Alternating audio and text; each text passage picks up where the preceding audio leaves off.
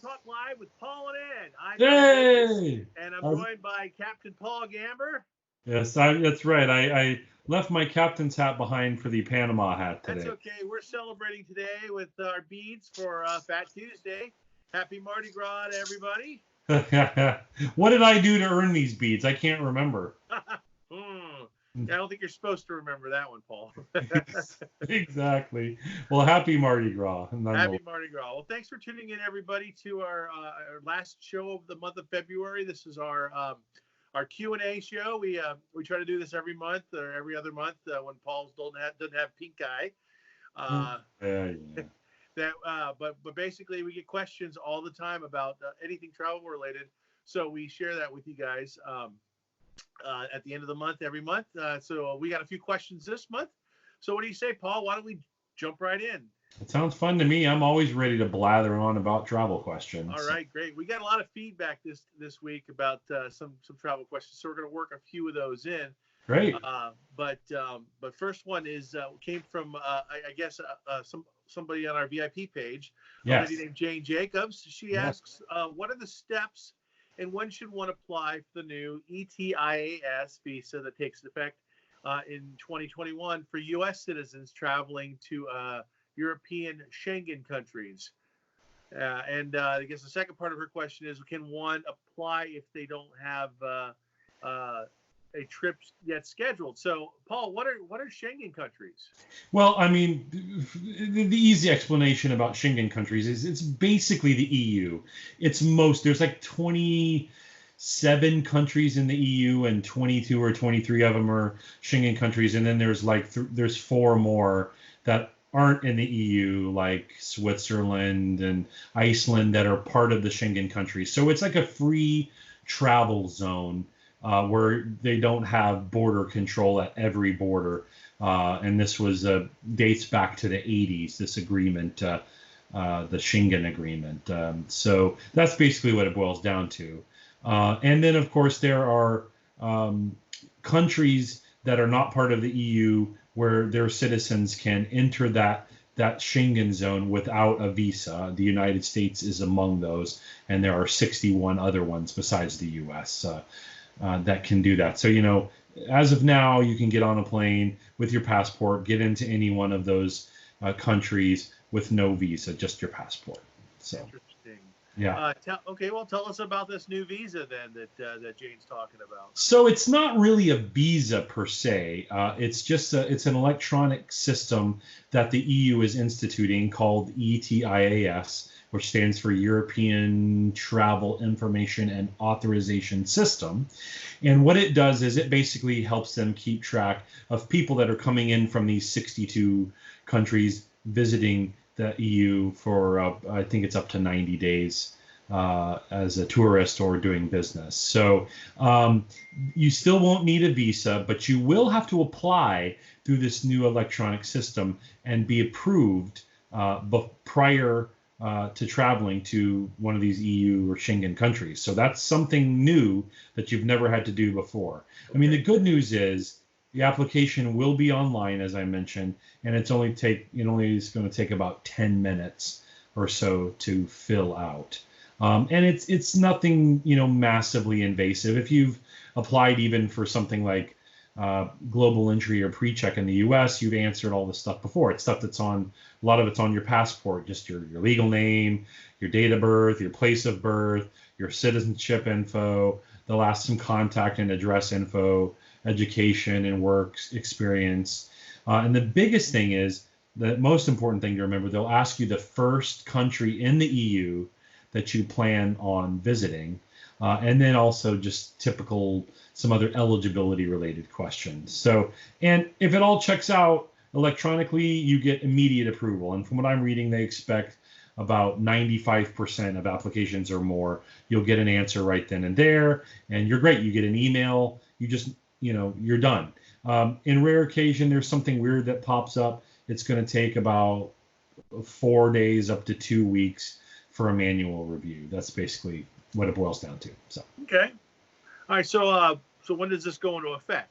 So that's the sticker, and the sticky point kind of, and Jane asked that question. I know specifically. We're still anticipating, and I want to say anticipating, and all news still points to January 1st of 2021. Actually, she knew that part, but that is what they're still shooting for. Recent news I'm reading still says that date is the target date, but the application process is not live right now, so you can't apply and probably won't be able to until the beginning of 2021. So once it goes live, you just need a valid passport. It'll be simple. So they say once you're approved, it is valid up to 3 years. So even if you don't have up to 3 years, or until your passport expires that you use. So it could be less than 3 years, but as long as 3 years. So you can plan your trip. What was I going to say? You can plan up to 90 days of travel for business or tourism, as I mentioned before. So. All right. Well, so what about the second part of Jane's question? She asked, will you be able to apply even though you don't have a trip scheduled yet? That's right. And yes, of course, you can apply. But the key to that is once you plan your trip, you're going to have to enter the EU in that country that you listed as your first country of visit when you apply for the ETIAS. So that's the one sort of if. So if you're not sure where you're going to go, I wouldn't recommend applying because it's, like I said, 95% plus of the cases, it's instant decision anyway. And it costs, there's a small cost to it. It's like €7, which is, like $8 or $9, something like that. So yes, you can, but I wouldn't recommend because it's so fast. So, but you can. Okay. Well, good to know. And Jane, thank you so much for that question. Absolutely. I wish I had more details, but there's a lot up in the air yet. So yeah, that actually transitions perfectly into another question that a coworker asked me. How will Brexit, since we're talking about the European Union, how will the Brexit, the leaving of the European Union, affect travel to the UK or the European Union? Yeah, that's a real good question too, and as we go through the year, I expect more and more of that topic coming up. So I will keep this simple. The upfront simple answer is in 2020, nothing is changing. So if you've got travel plans this year, and I know we've mentioned this on the show before, you got travel plans this year to Europe or the UK, don't worry about it. Nothing is going to change. And even after that, it's there for U.S. travelers going to the UK. There's not going to be a lot that changes too. In fact, nothing really. It's more of a change of British people traveling to the EU or to the US perhaps. But even in the longer term, in terms of travel requirements, the only thing that's really changing is the EU thing, the ETIAS, which is not part of Brexit, but that in 2021 US travelers are going to have to do. But in terms of going to the UK, we don't expect any changes. Right. Even past 2020. Yeah. That's good news. That's good news. But there's got to be some kind of effects from this breakup, aren't there? Well, of course. And the biggest thing is we've already started hearing about these is like the pound it's at an all-time low, really. Maybe not all time, but at a very, very low rate right now, which means it's beneficial for the U.S. dollar. The dollar is strong against the pound. So it's beneficial to U.S. travelers. They can get cheaper flights, cheaper hotels and food and all those travel costs. You get a lot more bang for your buck. And the flip side of that is for British travelers coming to the U.S., it ain't so good. So, but for the purposes of our audience who are U.S. travelers, it is a good thing. I'm hearing that airfare within Europe itself, like, especially there's a lot of competition with like Ryanair and lower cost airlines who may be in trouble because particularly on flights between the UK and the EU, because part of the the sort of the trade agreements that are in place as part of the EU keep those fares low, and they won't be there anymore. So we're worried that prices inside of Europe for airfare are probably going to go up. And really something that I hadn't thought of until I read about it is, a lot of international travel is done in what's called code share agreements. So you might book a flight on American, for instance, but it's actually being operated by British Air. Well, British Air is now going to be part of the UK, not part of the EU, and it may actually change some flight costs, taxes, some kind of restrictions. And that's the kind of thing that you're going to want to be aware of when you're booking air travel, especially into 2021 and beyond. Keep an eye on what kind of restrictions or agreements they come up with. And I'm hoping that they'll kind of iron this out. But, just be careful. I wouldn't worry too much about it, but it's just, one thing to keep in mind. Yeah, obviously, you can always call Paul or I and check on the status of Brexit and the European Union. If you have any questions, if you're traveling there and you want to know what these recent changes mean. And you can also check out travel.state.gov for all the up-to-date information as it happens during 2020. So absolutely. Yeah. Thanks, Paul, for the answer on that one. Got another one from you regarding IDs and travel. So while we're on the subject, okay. You and I both get this question a lot. Oh, yeah. What's going on with Real ID, the program the U.S. is requiring for air travel now? Do you need it for all air travel, domestic or just international? Yeah, it's a great question, and it's funny. We've been talking about it for months, and now I'm noticing that our home company, Cruise Planners, is really pushing too for us to talk about this because it is a big deal. And the short answer is you will need a real ID, a real ID, a compliant identification for any flight, whether that's domestic, international, it doesn't matter. Without one, you ain't getting on a plane unless you happen to bring a passport, which also is valid. But, most people don't travel domestically, especially without a passport. So you will need one for if you're just carrying your federal driver or your state driver license ID, you need it for all flights. And you have to remember, too, that the Real ID cards, they can't be used for border crossings into Canada or Mexico. So you'll still need like a card or a passport for that. They can't be used. Passport card. They won't be able to be used for international sea cruising travel. Cruising travel. You'll still need to passport unless it's one of those closed loop things that we've talked about before. So really, it's for those. It's for all flights, and then it's already being applied and enforced at a lot of sort of secure federal facilities and nuclear power plants, that sort of thing. But it'll affect us mostly with the flights coming up later this year. So. All right. So are these? I got to take it these are mandatory then. Well, yeah. I mean, if you want to get on an airplane with a driver license, they are mandatory. You can continue to if you have a non-compliant one and you are still have a valid driver license for driving in your state. I mean, they're not mandatory, but if you want to travel on a plane, they are. So all those instances that we talked about, states have been replacing them for a long time, but you're eventually going to have to get one regardless because your license will expire and you'll have no choice, basically. Right. Yeah.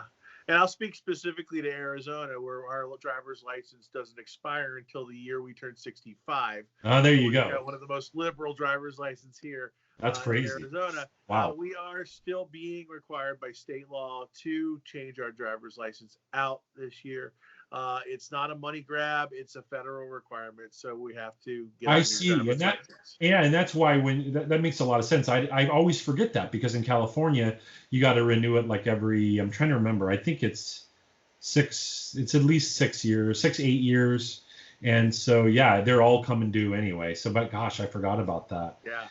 Yeah. So how do we get them? How do we get a real ID? Well, mainly you're just going to follow the same process as you would at your state DMV. You got to go suffer through that process. I know it's bad in California in particular. I made an appointment for both of our IDs actually are expiring this year, and Steph's birthday is coming up in May. So I made an appointment for her 3 days before her birthday on May 20th, and I just did that 2 days ago. That's how far out we are with appointments in California, and I certainly wouldn't just show up. But anyway, you're going to need a little more documentation than you maybe needed before. Obviously, full legal name, date of birth, social security number. The biggest thing are 2 proofs of address of your principal residence, whether that be like a utility bill, things that are, something like that. And you'll have to prove your lawful status in the United States. So those are the things you're going to have to, come prepared. And all of the state DMV sites have info about documentation that you can bring to prove those things. So some states already have real IDs, right, Paul? How do you know if your ID is already compliant? Yeah, and I mean, if you've gotten a new driver license in most states in the last year or 2, you probably are. If you look on the top right corner, there's some variation of a black or a gold star. Some of them are just a black star, gold star. Some of them are like a black circle with a white star in it, or a gold circle with a white star in it. And then, of course, California has to be different. We have a bear with a gold bear with a white star in it. But it's pretty clear, top right corner. And if it doesn't have one of those black or gold stars or a bear on it, then it's not compliant. So, all right. When's the deadline? Well, the final enforcement deadline as of now, unless they decide to push it off again, and I don't anticipate they will, is going to be October 1st of this year. So don't show up at the airport with no passport and no real ID on October 1st or after, or you will not be getting on an airplane. So, yeah. All right. Pure and simple. Make sure you check with your DMVs, people.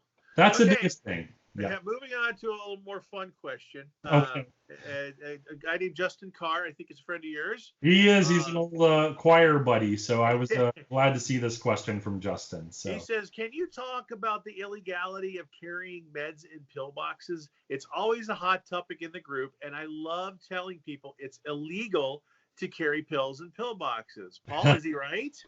Well, I had to say, this was a new one for me, too. I had to do some deep diving on this. And the short answer, as I've been starting each of these off with, is if you're talking about the TSA, which is a great part of our lives when traveling here in this country, air travel, they don't have any restrictions on traveling with your medications in a pill box. They don't require you to use the original pill bottles with your name on them. So at least if you're flying, you don't need to sweat the feds if you're using a pill box. So why would Justin think that it's illegal? Well, that's the kicker. In some states, and I know, for instance, Justin's from Georgia, it is. They have some states. It is illegal. They have laws on their books that make it illegal to use like something like this. And I have this here, like a 7-day pill box. If you're talking, you've seen these, got 7 days. It makes them illegal to put your medications in that while you're traveling. You have to use the original container. And honestly, the intent, and of course we can sit and debate intent of the intent of politicians and laws all day long, but the intent was to help prevent the abuse of narcotics and illegal distribution and that sort of thing. So. Well, I looked it up in Arizona. It's perfectly fine to use a pill box. So if you're watching and you're in the state of Arizona and you're traveling, go right ahead. Here's a question that just came across my mind right now, Paul. We didn't prep for it, but is it a problem if you're transferring in Georgia or any other state that's illegal? If you're traveling with one of these pill boxes? Well, I mean, you mean at an airport, like from a local standpoint? Layover in Atlanta. And Justin may disagree with me if he's had a different experience, or someone from Georgia, but I would say no, because if you're transferring in, like at Hartsfield, for instance, you're only really dealing with the TSA. They don't have state police there enforcing this. I would say there's a 99.99999% chance you will be totally fine. Of course, nothing's ever guaranteed, but it shouldn't be an issue. Since we're cruise brokers, what do you think about on a cruise? Have you heard anything about using these things on cruises or in other countries? Yeah, and I had to dig a little deep on that too. It's funny you mention that, because I just went on a 3-day with my mom last weekend out of Long Beach here, and I took this very pill box with me. There were no narcotics in it, but I had my vitamins, I had my blood pressure pill, and of course they didn't say anything. So I was curious, and honestly, a lot of cruise lines, they don't have any specific policy that prevents you from carrying a pillbox. So Carnival was one I did find. They do encourage you strongly, if you take a narcotic, a really more restricted level of drug, you need to bring your original pill bottle. They highly recommend that. And from what I've read, so anyway, cruising itself, again, you'll probably be fine. But if you're getting into international cruising, I did read like New Zealand, Australia, there are some countries that are a little more strict about prescription medication outside of your original bottles. So what my final thought is, you might as well travel if you can with your stuff in original pill bottles, even if it is a pain, just to avoid any possible chance of headache. But 99+% of the time, it really doesn't matter. So interesting.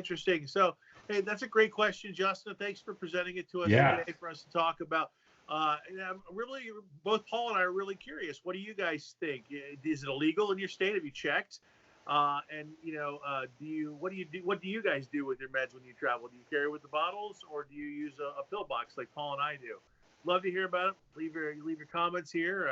We'd love to hear what you guys got going on with medications. Absolutely. I think it's silly, and I am not stopping. So yeah, exactly. It seems like I get the intent that you want to weed out that, and with the problems that we've had lately with opioid epidemic that's going on. Absolutely. It definitely makes sense for some tighter restrictions, and I would not be surprised if we see even more restrictions on medications in the future.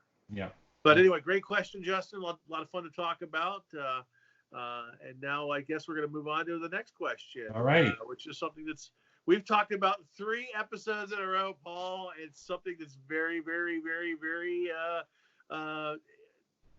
just crazy right now, and it's I know where we're headed with this. I know where we're headed. It won't be the last time it's what I think about that we're going to talk about either. So, and we've heard this a lot. I've had friends of mine, you've had clients and people. Is it safe to travel right now because of coronavirus? Yeah. Paul, what's your advice for people who are concerned about traveling right now with the novel coronavirus outbreak? Sure. And we're getting it a lot. I get it. I was out at Chamber of Commerce breakfast. Clients have called me and asked me specifically, even people when I was on the cruise this weekend were talking to me about it. And before I say another word, disclaimer, not a doctor whatsoever. So obviously do not take this as medical advice. As a travel advisor, I always say, don't be a worrier. Just stay well informed. Don't get worked up into a froth over the media frenzy about any particular sickness, whether it be coronavirus or anything else. Stay well informed.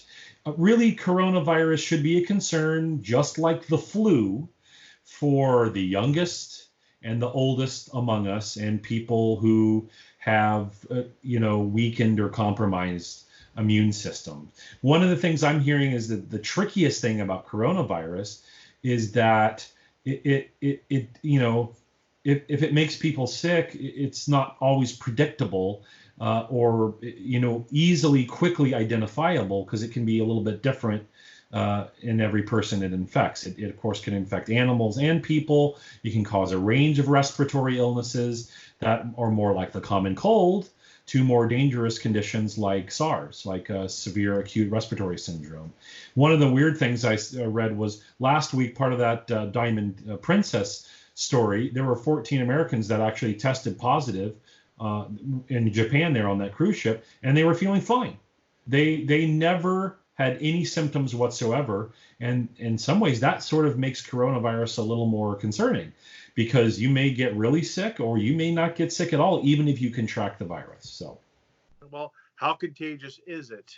So from what I've read in preliminary research, it's a moderately infectious. It's similar to SARS. It's probably most transmitted through sneezes, coughs, and contaminated surfaces. I read that scientists have estimated that each infected person could spread it to somewhere between 1.5 to 3.5 people if there aren't effective containment measures taken. So moderately contagious. We're reading some news now that there's been new outbreaks in other parts of Asia and even in Europe, like Italy and the Middle East, and they are renewing fears of a global pandemic. And actually, just today, I was reading that the CDC has warned that Americans should brace for the likelihood that the virus will spread to the United States. Okay, so let's break it down here, man. What are the travel implications we should be aware of then, if we're, thanks to this outbreak? What should we be worried about? Sure, and let me just be clear. The CDC is warning older or at risk, meaning people who have the compromised immune systems, to avoid people who are travelers, and in those categories should avoid Japan, Italy, and Iran. They also are advising against all non-essential travel to China for everybody, and also South Korea. So those are the ones now: Japan, Italy, and Iran for people who are super sensitive, and pretty much all non-essential travel to South Korea and China, which, as we're seeing in the news the last couple of days, is making the Dow really tank, because of those are economic. Those are the big economic ones in South Korea and China. So yeah. But one last thing, and I want to read a couple quotes, because this put it in perspective for me, and this came from an article yesterday in The Atlantic. Harvard epidemiology professor Mark Lipsitch predicts that within the coming year, 40 to 70% of the people on the earth would be infected with the virus that causes COVID-19, and that's the coronavirus. But he clarifies emphatically, this does not mean that all will have severe illnesses. And this is a quote: "It's likely that many will have mild disease or maybe asymptomatic. As with influenza, which is often life-threatening to people with chronic health conditions and of older age, most cases pass without medical care. Overall, around 14% of people with influenza have no symptoms." And Lipsitch is far from alone in his belief that this virus will continue to spread widely. The emerging consensus among epidemiologists is that the most likely outcome of this outbreak is a new seasonal disease, a fifth endemic coronavirus. With the other four, people are not known to develop long-lasting immunity. If this one follows suit, and if the disease continues to be as severe as it is now, cold and flu season could become cold, flu, and COVID-19 season. So in other words, it's like another strain of the flu.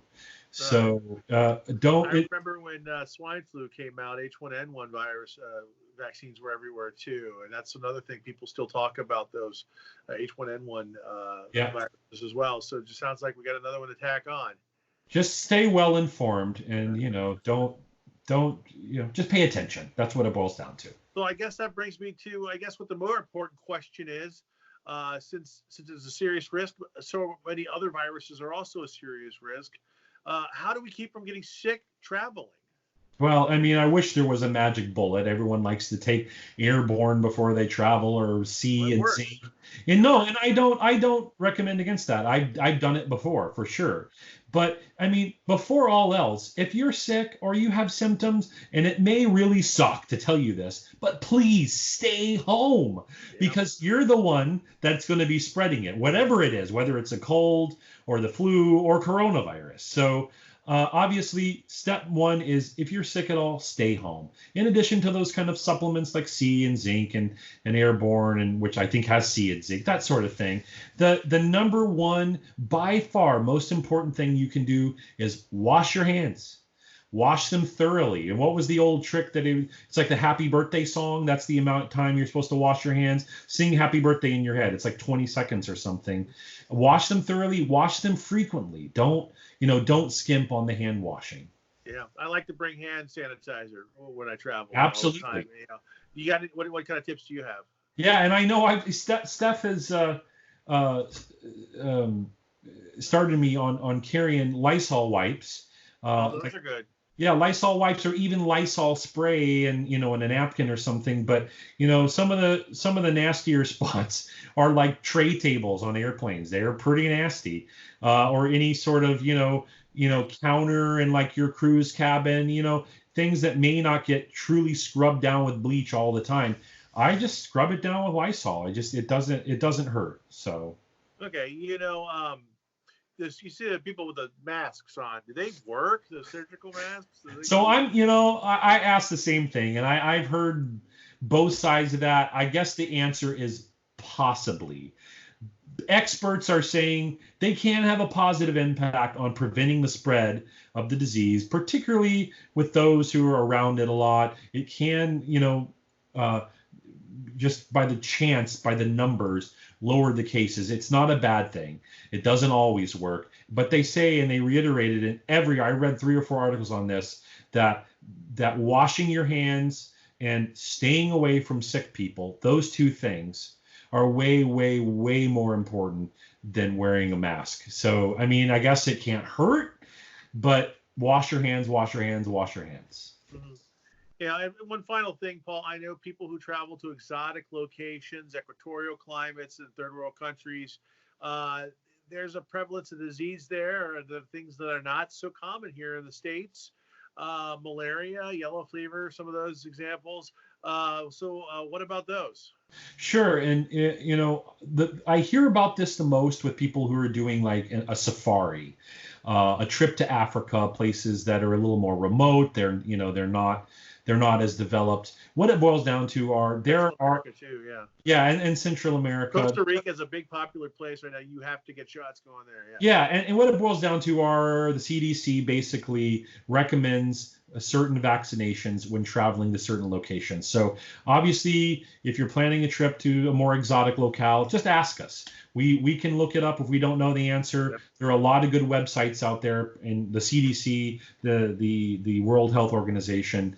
Just make sure, because malaria is a big one that you're going to have, and of course, always stay up to date on your standard measles, mumps, rubella, those kind of things, and the flu shot before you travel, regardless of where you're traveling to. So, yeah. Paul, you touched on something earlier. You said if you're sick, please stay home. Now, that just makes me wonder about those people who put the down payment on their cruise. They paid up 4 months ago. They're ready to go, but all of a sudden they've got the flu. What are some recourses there? What could they do? Well, that's a good reason to have travel insurance. And absolutely. While we talked about last week the fact that we were surprised to hear that in rare cases of a pandemic like coronavirus, there may be some things that aren't covered. If you're just sick with the flu or the cold, or if there was a death in your family, anything like that, and you can't travel last minute, this is why you should have trip insurance, because in that case, sickness is covered, and depending on the kind of insurance you have, you can recover most, if not all, of the parts of your trip that you're going to lose out on. So be on the safe side. You never know when you're going to get sick, and that travel insurance is worth for the amount of the investment that it is. It's a no-brainer for me. Yeah, I'm with you. Yeah. We have one more question from a friend of mine, Carrie LePage. She says, "Where is the best place to go now?" And Carrie, I sad to say we're out of time, but Paul and I talked about this question before we even started the show today. We realized this is a huge question. It is a huge question. So, Paul, tell us what we're going to do about it. So Carrie's going to get essentially an entire show all to herself, because I started to think about maybe trying to highlight some hot destinations, but honestly, it comes down to a lot of factors. So we're going to do a whole show about trending destinations in 2020, and we're going to do that in a couple weeks on March the 10th. So we'll talk about that and answer that question in more depth for an entire show in 2 weeks. Perfect. Sounds good. And by the way, next week on Travel Talk Live is our first of the month travel industry news show. Awesome. So we'll be back again next week, giving you a rundown of probably most likely of coronavirus and what else is going on in the travel world. So we'll work hard to find some other good stories outside, but I'm sure we'll talk about coronavirus. Yeah, but I don't think we'll lead with it again this time. I mean, it's been the top story for the last 3 weeks, and I think we'll just kind of save it for the end and give everybody a little coronavirus update while we talk about some more interesting things like awesome cruise ships coming out and other things happening. Absolutely. So make sure you tune in for that. Thanks again so much, everybody, for tuning into our Q&A show. And Paul, thanks so much for answering everything spot on like you always do. You are a wealth of knowledge with travel. If you guys like what you saw today, if you like our show, if you want to see more content, feel free to like us here on YouTube or if you're watching in the Facebook group, hop over there. You'll get and subscribe. But also give us a like here and comment. Say you appreciate it. We really appreciate getting feedback from all you people. So thanks again. And we hope to see you next week. Till then, happy traveling. Absolutely, guys. Bon voyage. See you next week. Bye-bye.